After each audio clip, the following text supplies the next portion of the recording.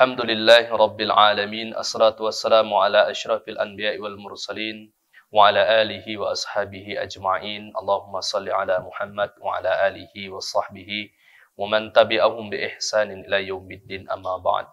Yang pertama, marilah kita panjatkan puja dan syukur atas kehadirat Allah Subhanahu wa taala yang telah memberikan kita berbagai macam nikmat iman, Islam, kesehatan, kesempatan.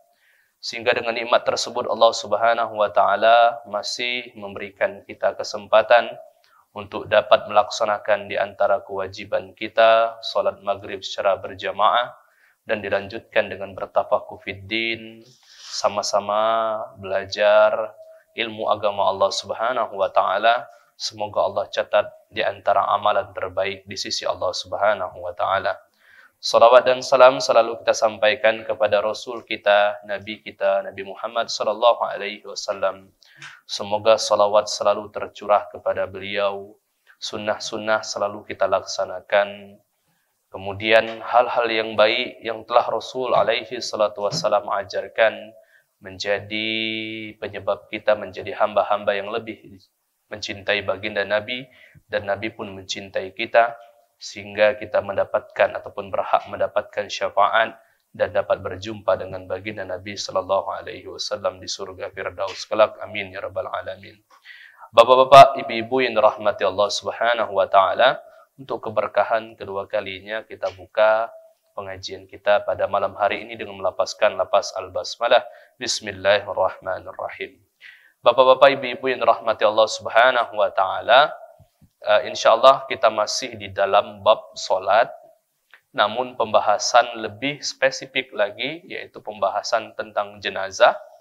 Banyak buku-buku fikih memasukkan bab jenazah ini ke dalam bab solat, dikarenakan di antara 4 kewajiban seorang muslim terhadap muslim yang lain, yaitu di antaranya adalah mensolati orang yang sudah meninggal dunia tersebut. Namun ya, di antara kewajiban tersebut juga mesti harus kita pahami dan kita ketahui agar sempurna. Bahwasanya kewajiban sebelum kewajiban sholat itu ada kewajiban memandikan dan mengkafani. Kemudian ada kewajiban setelahnya, yaitu kewajiban untuk menguburkan jenazah. Pada pertemuan sebelumnya kita sudah membahas secara singkat menurut kami pembahasan tentang memandikan jenazah. Mungkin kami review kembali Pak, karena kebanyakan sedikit kemarin jamaahnya, maka kami ulang lagi setidaknya cara-cara singkat ataupun ada hal-hal tambahan yang insya Allah akan kami jelaskan pada pertemuan ataupun pada malam hari ini. Kalau yang kemarin itu pembahasannya Pak masih hal-hal yang inti-inti baik. Oke, insya Allah kita akan menemukan pembahasan bagaimana kalau seandainya jenazah ini dimandikan terpotong jasadnya, atau mungkin sebagian jasadnya aja yang ditemui. Mana caranya? Kemudian juga kita akan membahas tentang bagaimana hukum memandikan bayi yang baru dilahirkan, atau bagaimana hukum bayi yang mungkin wafat di kandungan ibunya, atau mungkin ada bahasa kita tuh keguguran, apakah harus dimandikan, dikafani dan sebagainya. Insya Allah akan kita bahas di pertemuan kali ini. Namun bapak-bapak, ibu-ibu yang dirahmati Allah Subhanahu wa taala, kami akan mereview ulang pembahasan kita kemarin. Pak, di antara kewajiban yang pertama dilaksanakan bagi seorang mukmin terhadap mukmin yang lain, yaitu memandikan jenazah. Ini yang pertama. Selain dari yang sebelumnya, ini sudah masuk fase ruh seorang muslim itu sudah lepas dari jasadnya, alias sudah meninggal nih. Maka yang pertama sekali kewajiban itu adalah memandikannya. Hukum memandikan jenazah ini adalah fardu kifayah. Apabila ada beberapa orang ataupun kelompok sudah melaksanakannya, maka kewajiban tersebut telah gugur terhadap muslim yang lain. Itulah disebut dengan fardu kifayah. Dan hal tersebut sesuai dengan sabda Nabi sallallahu alaihi wasallam, "Ighsuluhu bima wa sidr wa kaffanuhu fi saubai." Ya, mandikan dengan air, dicampur dengan sidr, kemudian dikafani dengan menggunakan kain, ya, ataupun 2 kain. Ya. Kemarin kita sudah membahas bahwasanya cara memandikan jenazah itu terbagi menjadi 2. Yang pertama, memandikan jenazah memenuhi kewajibannya. Dalam artian, apabila sudah dimandikan, maka sudah cukup ataupun sudah dianggap telah melaksanakan kewajiban kita terhadap jenazah tersebut. Namun ada cara yang kedua, yaitu kewajiban terpenuhi juga sunnah-sunnah yang Rasul Shallallahu Alaihi Wasallam sampaikan itu juga terlaksana. Yang pertama, wahiyya aqallu ma yatahaqqaqu bihi ma'nal ghusl. Jadi ketika kita berbicara tentang memandikan jenazah, maka amalkan ataupun lakukan seperti kita memandikan diri kita ketika mandi sunnah ataupun mandi wajib, Pak.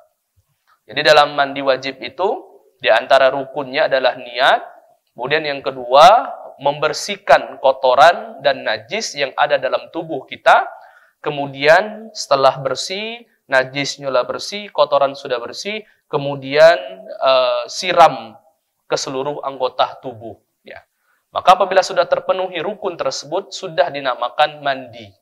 Dan itu juga berlaku kepada memandikan jenazah. Sudah selesai.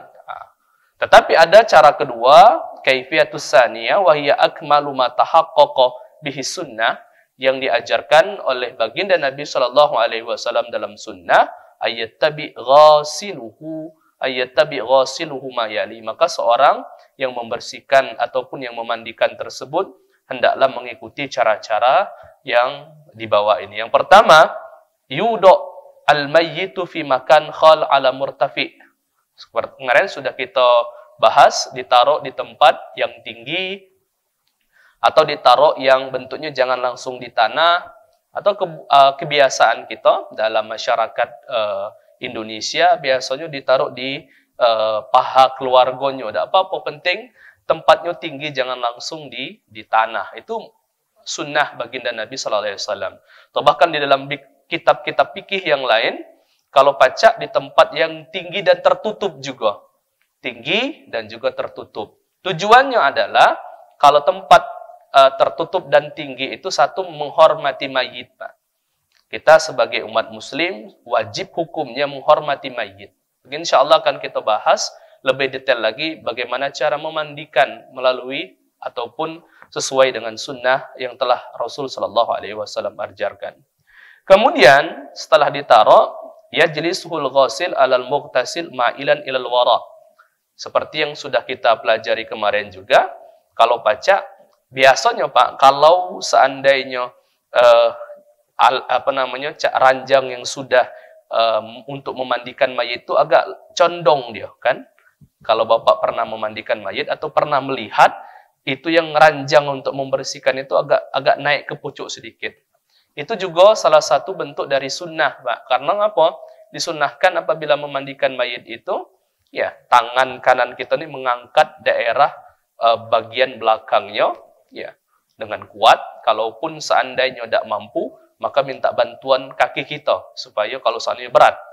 Kemudian mulai dari sadar, dadanya, sampai ke perut bagian bawah ini diurut dengan ditekan, tetapi jangan terlalu kuat. Tujuannya apa? Seperti yang kita bahas di awal tadi, salah satu di antara, kalau seandainya kita mandi wajib, Pak, najis yang kita keluarkan itu najis yang ada dalam tubuh kita itu mampu untuk dikeluarkan. Karena rukun yang kedua setelah niat itu membersihkan najis dan hadas. Begitu juga dengan mayit, harus dibersihkan najis dan juga hadasnya. Sehingga diurut, kalau seandainya ada yang keluar, maka langsung disiram. Ada yang keluar, disiram dengan banyak. Kemudian kalau seandainya sudah selesai, kalau baru diguyuri banyu, bahasa kita itu. Yaghsilu ra'sahu wa wajhahu. Bersihkan mukanya dan juga bersihkan bagian kepalanya. Menggunakan daun sidr ataupun daun bidara. Kalau tidak ada daun bidara, daun sidr, bisobun wa nahwihi minal munazzifat. Dan yang lain yang sifatnya membersihkan. Kemarin kita sudah bahas juga, Pak, kalau pacak jangan sampai ketika memandikan mayit itu masuk Kalau pacak daerah mata, daerah hidung, daerah mulut, jangan sampai kemasukan banyu. Karena dalam mazhab Maliki itu mengatakan kalau seandainya air tersebut masuk ke dalam anggota tubuh, maka air tersebut akan bisa menajiskan. Dalam artian mungkin agak karena anggota tubuh tidak berjalan lagi, agak ada keluar. Ima keluar dari pintu depan, bagian bawah, pintu belakang, atau keluar dari anggota tubuh yang lain. Sehingga menyebabkan air tersebut akan menjadi najis. Maka akan sulit lagi kita membersihkannya. Kalaupun pengen membersihkan daerah bagian hidung dan daerah bagian mulut, maka hendaklah menggunakan kain yang yang lembut, kemudian digosokkan. Jangan dimadmadhahkan, jangan disuruh kumur-kumur, jangan. Gosok gigi, kita yang gosok giginya, termasuk juga bagian hidung dan sebagainya. Ketika memandikan, kalau bisa jangan sampai kena matanya lambat-lambat. Ya. Kemudian ulama juga menjelaskan, hendaklah ketika memandikan itu menggunakan pembersih yang sering digunakannya. Itu juga bagian dari yang baik. Karena ngapa? Berbuat baiklah terhadap mayit. Itu salah satu bentuk alasan kalau memandikan mayit, dia pakai sabun apa, pakai kelas sabun itu. Jangan ketika dia pakai sabun, ketika masih hidup menggunakan sampo yang bagus, ketika sudah wafat diganti sabun basingan. Bentuk dari ihtiram kita kepada mayit tersebut. Wa yasrah sya'rahu idza kana lahu sya'r. Kalau seandainya ada rambut, maka dikeramas, kemudian dibersihkan. Walihya juga kalau seandainya ada jenggotnya juga dibersihkan. Ya, itu bagian dari pembersihan yang bagian kepala tadi. Intinya fokus ke bagian kepala dulu, bagian kuping juga dibersihkan dan sebagainya. Rabi'an yaksil kamil syaqqatul aiman. Kemudian bersihkan bagian kanan. Bagian kanan harus dibersihkan dulu. Maka sebelum kita, kalau diranjang itu kan lemak Pak, kita pacak ke kanan ataupun ke kiri mayit. Intinya bagian kanan mayit harus kita bersihkan. Mulai dari bagian tangan sampai bagian kakinya. Dan kemarin sebelumnya sudah kita bahas juga disunahkan untuk ketika setelah dari ihtidor ataupun sakaratul maut, mayit itu disunahkan untuk digerak-gerakan mafasilnya, kata ulama, daerah sendi-sendinya. Tujuan supaya tidak kaku dan mudah ketika memandikan itu tadi. Maka dibersihkan kalau seluruhnya. Bersihkan, kemudian yang pertama ulama mensyaratkan jangan dulu pakai sabun. Bersihkanlah dulu, ngalir dulu banyu, baru menggunakan sabun.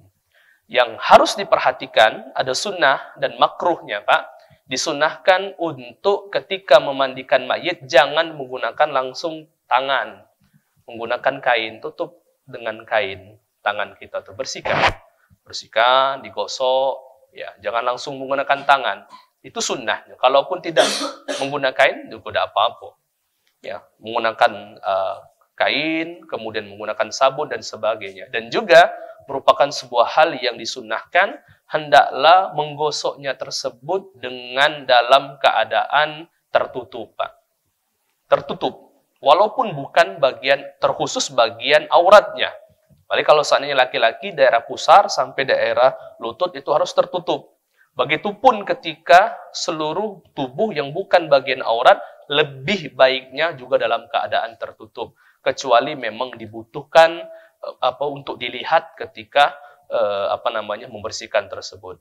Setelah bagian kanan, dari bagian pundak pucuk tangan sampai ke kaki bagian kiri selanjutnya. Ya, dan dibolehkan untuk membalik mayat tersebut supaya bagian belakang juga pacak dibersihkan. Ya. Kemudian yang selanjutnya disunahkan juga, Pak, itu yang wajib setelah dibersihkan. Kalau lah bersih, maka itu disebut memandikan mayit yang pertama, dan itu adalah pemandian yang wajib pertama. Dan disunahkan untuk dimandikan 2, 3 kali, 4 kali, 5 kali, atau witir. Sebagaimana ketika Rasul Shallallahu Alaihi Wasallam memerintahkan sahabiat Ummu Atiyah ketika memandikan anak ataupun putri baginda Nabi sallallahu alaihi wasallam, igsilnaha salasan aw khamsan. Mandikan anak aku itu, bahasa Nabi, igsilha salasan 3 kali, maksudnya disiram 3 kali setelah yang wajib tadi itu 3 kali, aw khamsan aw aksar, 5 kali atau lebih, ya. Min zalika in ra'aitunna bima'in wasidr. Kalau seandainya memang menurut kalian itu butuh untuk dibersihkan, maksudnya butuh untuk banyak dan butuh pembersihan yang ekstra. Dan juga ketika di akhir bima'in sidr au ij'alna fil akhirati kafuran. Ketika di akhir bau baru Pak, setelah itu kasih banyu yang ada wewangiannya. Baik itu ada kapurnya ataupun ada bungonyo dan sebagainya. Ya, itu merupakan bagian dari sunnah yang dianjurkan oleh baginda Nabi sallallahu alaihi wasallam. Kemudian untuk yang memandikan, Pak, kalau baca memang ada syarat-syaratnya seperti yang sudah kita jelaskan kemarin. Orang yang memandikan yang pertama harus muslim, Pak. Karena ngapa? Kalau seandainya bukan muslim, maka disunahkan, maka dia tidak mungkin tahu tentang ilmu cara memandikan mayit. Ya, najis dan sebagainya agak mungkin masih melekat di dalam mayit tersebut. Maka syarat yang pertama adalah seorang muslim. Kemudian dia berniat untuk memandikan.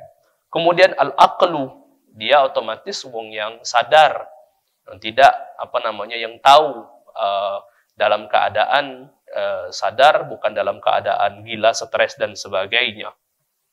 Wa yastahibu ayyakunal ghasil siqatan aminan. Hendaklah orang yang memandikan mayit ini disunnahkan untuk orang yang siqoh. Apa itu siqoh? Orang yang terpercaya, Pak.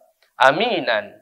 Dia bisa menjaga amanah. Karena Pak, ketika mandikan ini, Pak, kita tahu masyarakat kita ini sedikit-sedikit ada hal-hal yang di luar dari kebiasaan menjadi sebuah hal yang mistis dan mitos. Maka orang yang siqoh, orang yang amanah akan ditutupinya hal-hal tersebut. Sehingga tidak tersebar kepada masyarakat, menyebabkan fitnah bagi mayit tersebut. Karena kita ketika sudah wafat seorang muslim, Pak, manapun buruknya dia tutupi, kebaikanlah yang harus diungkapkan. Arifan bi ahkamil ghusl, hendaklah dia tahu tentang hukum memandikan juga. Itu syarat, Pak. Kalau seandainya dia tidak tahu hukum, mana dia nak cara yang pertama, sunnah dan sebagainya. Alaihim min aibin. Sebagaimana yang diungkapkan oleh Ibnu Umar radhiyallahu an, la yaghsil mautakum illa al-ma'munun. Janganlah kalian mengizinkan seorang memandikan mayit keluarga kalian ataupun bahkan diri kalian ketika wafat kecuali memang orang-orang yang bisa dijaga amanahnya dan juga orang-orang yang ma'munun, yang terpercaya. Baik terpercaya dari segi ilmunya, amanahnya, dan siqoh dan sebagainya. Dan siqoh, Pak, niatkan. Ulama menjelaskan makruh istijar, makruh seorang itu minta bayaran untuk memandikan mayat. Karena ngapo? Ulama memakruhkan ngapo? Karena pahalanya itu, Pak, sangat besar niat.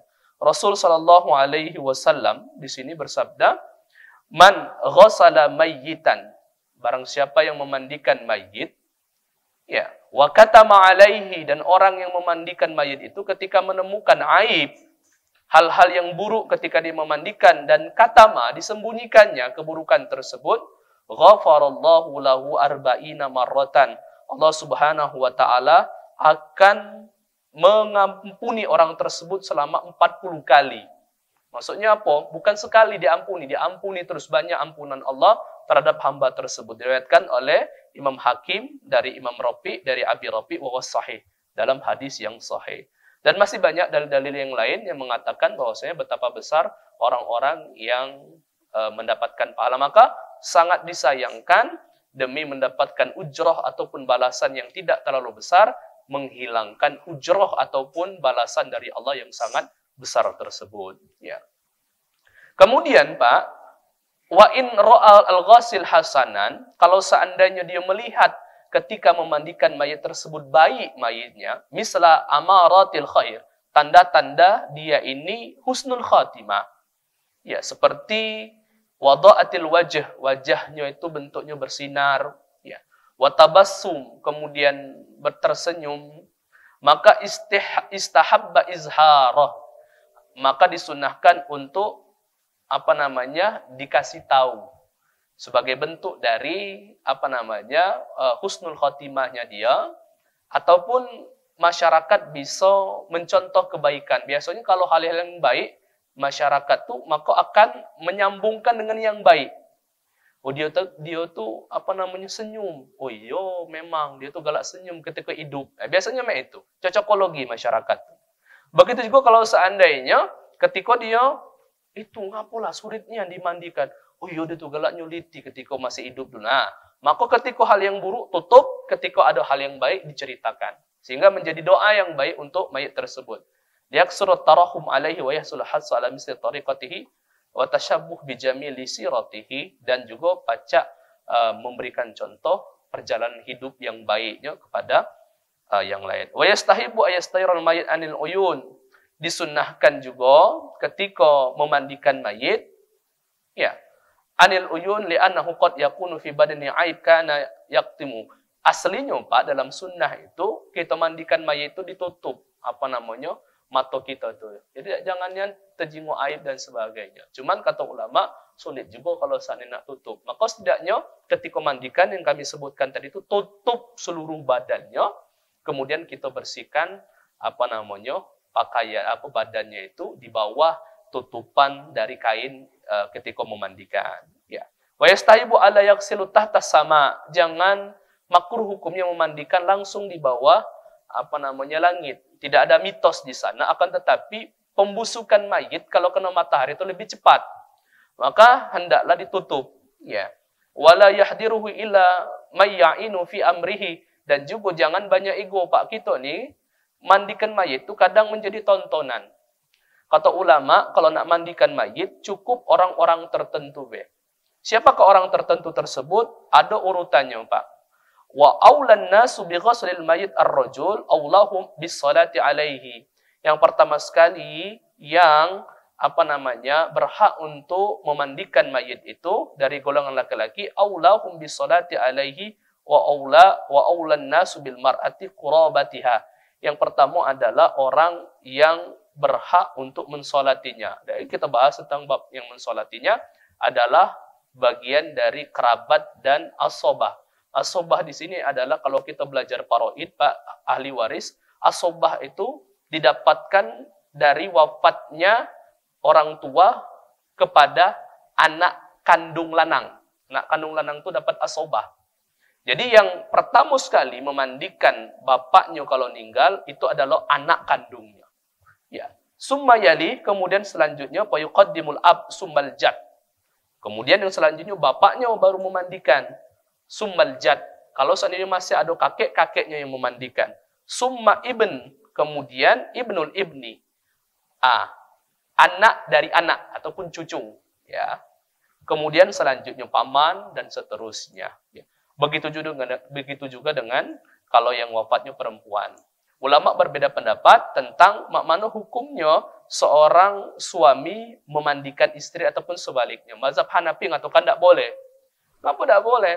Karena selain dari talak hidup atau talak yang kita sebut dengan talak tigo, talak bainuna kubroh itu, ada disebut dengan talak wafat. Ketika wafat suami, wafat istri, maka terputuslah hubungan kedua ini. Maka mazhab Hanafi mengatakan jangan memandikan suami, istri jangan memandikan suami, juga sebaliknya. Tapi mayoritas ulama mengatakan tidak apa-apa. Mandikanlah, terakhir pula, kata ulama. Jadi, kalau nak membantu, wong-wong yang disebut ke tadi yang bantu. Bahkan Ustadz Makmano kalau seandainya ada Bilal, Bilal hanya memandu. Bilal kalau bukan keluarga hanya memandu. Ya, bukan yang memandikan, dimandu. Ini jangan lupa bagian kepalanya dulu. Jangan lupa bagian tangannya dulu dan sebagainya, ya. Wa yastaib ayasta'ina bi ghairi idza kana fi kifaya wa in ihtaju ilaihi al-mu'ayyan. Kalau seandainya dibutuhkan. Kalau tidak, kalau kita paham, kalau tidak usah manggil Bilal. Cukup kita, be. Dan kebanyakan kita nih, Pak, kalau pakai Bilal itu nak bercepatan. Bilal itu kalau nak dikuburkan jam 12, jam 11 baru datang. Pak. Ya, maka hendaklah itulah tadi gunanya kita paham memandikan mayat. Memandikan mayat itu bukan sebuah mitos, Pak. Bukan sebuah ritual yang menakutkan. Itu merupakan ibadah yang bentuknya itu membutuhkan waktu dan kesabaran. Bersihkan bagian kepala dulu, lah dipastikan bersih kalau bagian telinganya, rambutnya lah sudah selesai. Bagian badannya jangan gosok, sudah barbur. Tidak, Pak. Itu adalah khidmat terakhir. Apalagi memandikan ini keluarga, anak kepada bapaknya, ya, anak kepada ibunya. Maka hendaklah yang memandikan itu dalam keadaan khidmat sampai khidmat terakhir, pembersihan terakhir yang kita berikan kepada orang tersebut. Dan Bilal itu kalau pacak kita ini banyak nuruti Bilal. Kalau pacak Bilal yang nuruti kita. Ya. Ini cepat bersihkan ini. Kayak dulu, Pak. Ya, belum bersihnian karena dia udah jingok. Ya, aslinya Bilal itu hanya membantu ataupun memandu.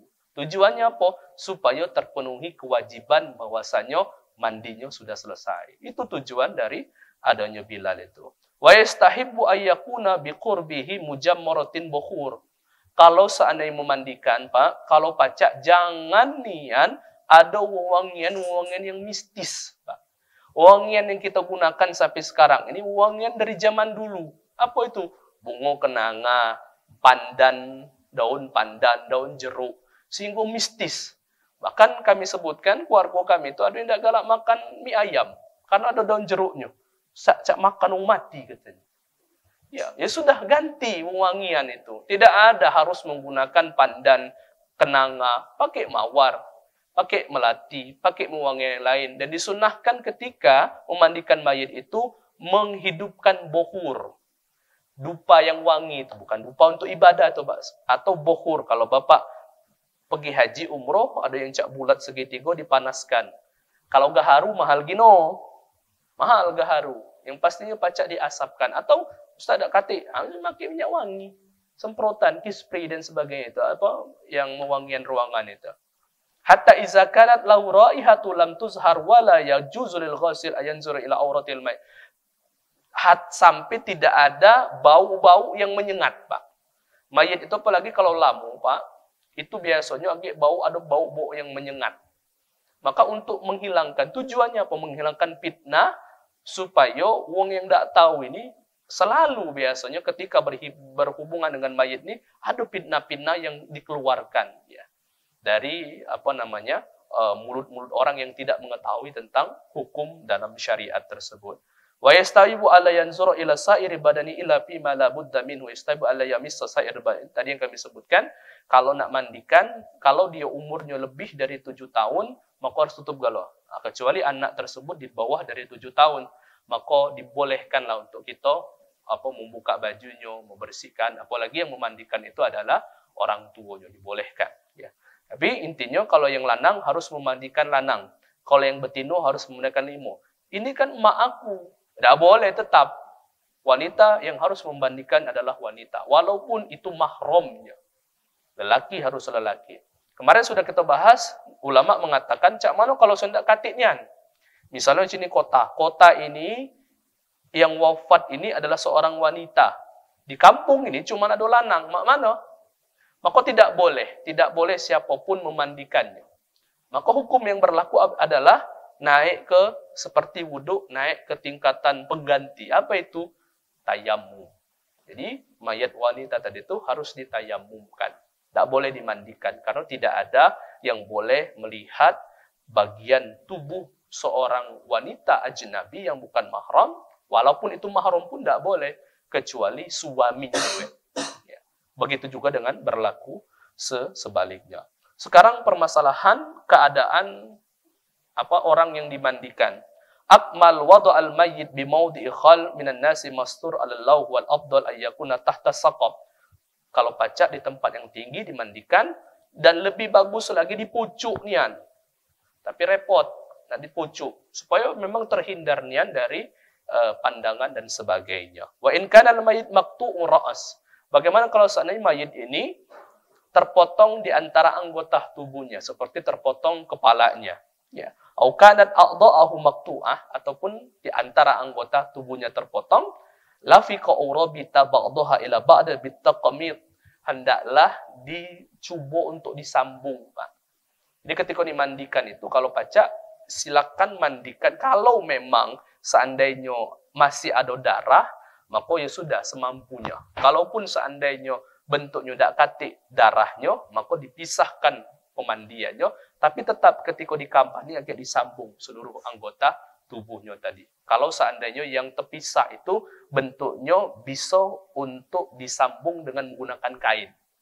Tapi kalau seandainya tangannya jari sedikit, misalkan terpotong, maka itu juga harus dimandikan bersama ketika dimandikan mayit, dan harus dikapani bersama dengan mayit tersebut. Hatta kuku dan rambut yang gugur ataupun yang rontok pun juga harus dimandikan dan juga harus disertakan ketika di dalam kapan tersebut. Wal mustahab ayajlisahul ghasil ijlasan rafiqan ma'ilan ila wara, itu yang kami jelaskan tadi. Ya, hendaklah didudukkan sedikit supaya untuk bisa ngurut ininya tadi itu, ngurut daerah perutnya. Sekarang hukum ahkamus sukut. Kalau seandainya yang wafat itu seorang bayi yang masih di dalam perut. Ayakuna ma'lumul hayat fala yusalli indal maliki, ini perbedaan pendapat ulama, Pak. Tetapi mayoritas ulama intinya kalau seandainya bayi tersebut sempat memperlihatkan tanda-tanda kehidupan, contoh dia nangis, atau dia bentuknya bergerak, maka setelah itu wafat, maka sudah dihukumi seperti hukum manusia pada umumnya, dimandikan, dikafani, disolatkan, dan dikuburkan. Cuma nanti kita masuk, Pak, pembahasan solat. Ini banyak, Pak, yang tidak tahu. Yang wafat ini adalah anak yang dibawa baligh. Kita masih mendoakan Allahumma gfir lahu warhamhu wa'afihi wa'fu anhu. Beda doanya untuk anak yang masih bayi. Karena ngapa? Allahumma gfir lahu warhamhu wa'afihi wa'fu anhu adalah doa untuk kita ni yang sudah ada dosa. Ya Allah, ampunilah dosanya, warhamhu, rahmatilah ia. Anak kecil tidak katik dosa. Ya. Maka oleh karena itu ada doa tersendiri, itu insya Allah akan kita bahas di pembahasan solat jenazah nanti. Kemudian kalau seandainya iza wulida saqata li aksar min arba'ati ashhur, kalau seandainya dia wafatnya itu di perut ibunya, dan dia itu kurang dari 14 hari, maka tidak mesti harus ittafaqal fuqaha ala, kalau seandainya dia menurut pendapat mazhab Syafi'i tidak mesti harus dimandikan. Ya, maksudnya ketika keguguran dan sebagainya. Kalau seandainya kurang dari 14 arba'ati ashhur, 4 bulan, maaf, bukan 14 hari, 4 bulan. Maka itu kurang dari itu tidak mesti harus dimandikan, tetapi tetap dikuburkan. Ada sebagian ulama yang mengatakan tidak disolatkan, tetapi ulama menyebutkan lebih baik masuk dalam kategori yang dikafani dan juga langsung dikuburkan. Tapi kalau lebih dari 4 bulan, maka dia disolatkan, dikafani, disolatkan, karena sudah bentuk janin dan sudah ditiupkan ruh di dalamnya walaupun masih dalam kandungan ibunya. Ya. Kemudian Bapak-bapak yang dirahmati Allah Subhanahu wa taala, sunnah-sunnahnya banyak, sunnah-sunnahnya, Pak, yang sudah kami jelaskan kemarin. Pertama, disunnahkan ketika akhir setelah dimandikan diwudu'i, Pak, diwudu seperti wudunya kita salat, ya. Kemudian satra Allah di ahadil zaujain bi ghusli sahibihi, kalau seandainya tetap walaupun itu suami istri tetap harus ditutup daerah anggota tubuhnya itu. Sunnah tajridul mayyit min siyabihi ba'da sitratil aurah indal jumhur. Yakni kalau seandainya walaupun dia bentuknya masih keluarga tetap, dan itu bukan daerah auratnya, tetap harus masih ditutup ketika memandikan mayat. Intinya ditutup gaul lah Pak. Apalagi kalau seandainya itu aurat, bagian aurat. Istimalus sidr aw sabun fil ghasalat, menggunakan sidr ataupun daun bidara ataupun sabun ketika memandikan. Itarul ghasal. Kemudian ketika memandikan, kalau pacak disunahkan untuk jangan cuma sekali. Sekali itu wajib. 2, 3. Cak kita wuduk. Wuduk itu, nah kita kemarin sudah membahas tentang air mustakmal, Pak. Yang dikategorikan kata ulama air mustakmal itu adalah percikan ataupun bekas dari air wuduk pertama. Itu namanya mustakmal. Bagian dari kedua, misalnya kita wuduk, Pak. Nah, ada air setelah kita wuduk di pertama itu, usapan pertama, maka itu yang air yang pertama tadi itu namanya mustakmal. Air yang kedua itu bukan mustakmal namanya. Begitu juga dengan ketika memandikan mayit, takutnya kurang sempurna, maka 2 kali penyiraman keseluruhan, 3 kali lebih bagus, 5 kali juga lebih bagus. Asru batnihi hal ghasli birafki, seperti yang kami sebutkan tadi, disunahkan untuk ditekan bagian daerah perutnya. Jangan dipaksakan kalau ada, kalau tidak katik, alhamdulillah. Kasarti sabil ma' fi hali ghasli. Kalau seandainya ada keluar najis ataupun keluar kotoran, maka banyakkan banyu. Jangan pelit-pelit banyu ketika mandikan mayit. Kemudian lab bi kharakati kasifatin ala yadil ghasil hal ghasil aurati bi tahta sutra. Kemudian menggunakan kain tertentu. Begitu juga dengan membersihkan daerah-daerah tertentu, daerah bagian dalam, daerah bagian alam vital dan sebagainya, disunahkan untuk menggunakan kain ketika membersihkan. Ta'ahada asnanihi wa anfihi bi kharaqatin nazifatin inda madmad wa istinsak. Ketika untuk mengganti madmadah itu cukup digosok gigikan dengan kain. Begitu juga istinsak juga Pak, pakai kain juga sedikit ya. Ada yang ditambah, biasanya galak menggunakan cotton bud juga boleh, silakan. Terpenting makruh hukumnya memasukkan air. Mentang disunahkan madmadah, kumur-kumur, maka disuruh kumur-kumur apa aja Pak, yang ada banyu masuk. Banyu masuk makruh hukumnya karena bisa menyebabkan banyu itu keluar lagi, itulah yang disebut dengan air najasa tadi.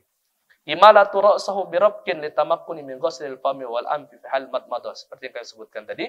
Ada mukhudur ghair musa'id au muayyinil ghasil, tidak usah banyak ego yang membantu, cukup yang paham dan inti-inti baik.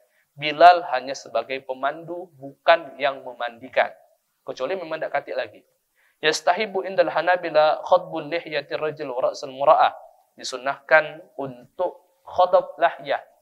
Ketika mandi itu dibersihkan, dicuci, setelah dicuci dimandikan dikasih minyak wangi, baik daerah janggutnya dan juga daerah rambutnya. Wala ghairu syaibina bihina liqali Anas isna'u bi mautakum matasna'u bi araisikum. Ketika kalian menghiasi orang yang menikah, maka ketika yang wafat pun kalau pacak dihiasi cukupnya, jangan panggil makeup artis, ngeri juga wong Pak. Tapi ada juga kita masuk dalam pembahasan pengkapanan Pak, ada wong ini galak ngeri-ngeri, ya ngkampani mayit itu dikasih sunnah, memang dikasih celak itu Pak, cuman kasihlah celak dengan yang bagus. Ini tidak ambil hitam serat di sini tulis Allah juga, cak mumun film pocong dulu itu Pak. Kalau pacak bagus, kalau tidak usah. Ya. Kalau mukonya seandainya terlalu pucat ataupun mukonya terlalu suram, maka tidak apa-apa dipupuri sedikit, ya, supaya menghindari fitnah tadi itu, Pak. Kemudian yang selanjutnya, ya jalal hanut atau murakkab min asya'it thayyib, dibolehkan untuk memberikan minyak wangi, Pak, di tubuhnya. Kasih minyak wangi, warasa'u walahyatihi wal kafuru ala masajidihi. Nah, ini juga Pak disunahkan. Ini disunahkan, tapi biasanya wong galak naruhnya itu ketika dikapani. Disunahkan di 7 anggota sujud, Pak. Pertama daerah jidat, yang kedua jidat dan juga hidung, kemudian daerah tangan, kemudian daerah lutut, daerah kaki, itu dikasih dengan minyak wangi. Seandainya wong kebanyakan daerah-daerah tersebut dikasih kapas dengan kapur barus. Ya, Tetapi sunnahnya itu dikasih minyak wangi. Kalaupun nak dikasih kapas dengan kapur barus, itu ketika dikafani. Itu insya Allah kita masuk dalam pembahasan mengkafani. Bapak-bapak, ibu-ibu yang dirahmati Allah Subhanahu wa Ta'ala, itulah tadi mungkin penjelasan secara detail menurut beberapa mazhab, terkhusus mazhab Syafi'i, tentang cara memandikan mayit. Jadi kalau seandainya kita pahami, Pak, rupanya memandikan mayit itu tidak terlalu ribet. Dan memandikan mayit itu rupanya merupakan ya sebuah hal yang insya Allah seluruh orang bisa memandikan itu. Ya, asal tahu tata caranya dan juga terbiasa. Lama-lama bisa. Dan yang paling penting adalah pahalanya sangat besar ketika seorang muslim membantu untuk memandikan muslim yang lain, apalagi itu adalah keluarganya, wong tuanya, anaknya. Itu merupakan khidmat ataupun persembahan terakhir yang diberikan keluarga terhadap keluarganya yang sudah meninggal dunia. Bapak-bapak, ibu-ibu yang dirahmati Allah Subhanahu wa Ta'ala, kalau ada yang pengen ditanyakan, Pak, ataupun kurang, insya Allah sama-sama kita diskusikan. Asalnya pembahasan masalah kapan Pak Ustadz hari ini, ya insya Allah di pertemuan yang akan datang. Karena menurut kami, kalau mengkapan itu agak lebih ribet lagi, Pak. Karena ada sebagian kebudayaan, Pak, di dalam agama kita, ada sebagian itu bagian dari syariat. Apa kebudayaan? Kebudayaan kita tuh galak mengkapan itu digulung-gulung cek. Itu kebudayaan. Padahal syariat itu tidak mengajarkan cek itu. Sunnahnya ada. Tapi boleh tak? Boleh. Selagi tertutup kalau. Kemudian mengkapan ini juga ada katanya itu harus lebih panjang bagian pucuk daripada bagian bawah. Itu sunnah juga. Kemudian bagian kita juga kebanyakan mengkapani itu ada yang dibuatkan jilbab, ada yang dibuatkan baju. Memang di dalam syariat disebutkan baju, kain, kemudian jilbab, tetapi bukan yang dipahami. Contoh sarung, di antara ketika laki-laki itu disunahkan untuk diberikan sarung. Tapi sarungnya itu berbeda dengan sarung kata ulama, sarung ketika manusia ataupun kita lagi hidup. Tidak. Sarungnya itu mulai dari bagian leher sampai bagian ujung kaki. Kalau kita sarung itu dari bagian pusar sampai ke bawah. Begitu juga dengan humar ataupun khimar, kerudung. Kebanyakan masyarakat kita ini buatnya ancak kerudung itu. Padahal maknanya berbeda khimar itu. Dan ada bagian tertentu, baik itu laki-laki dan juga perempuan. Itu insya Allah akan kita bahas di pembahasan tentang mengkapani di pertemuan yang akan datang. Bapak-bapak, ibu-ibu yang dirahmati Allah Subhanahu wa Ta'ala, kita tutup pengajian kita dengan melafazkan lafaz alhamdulillah. Alhamdulillah.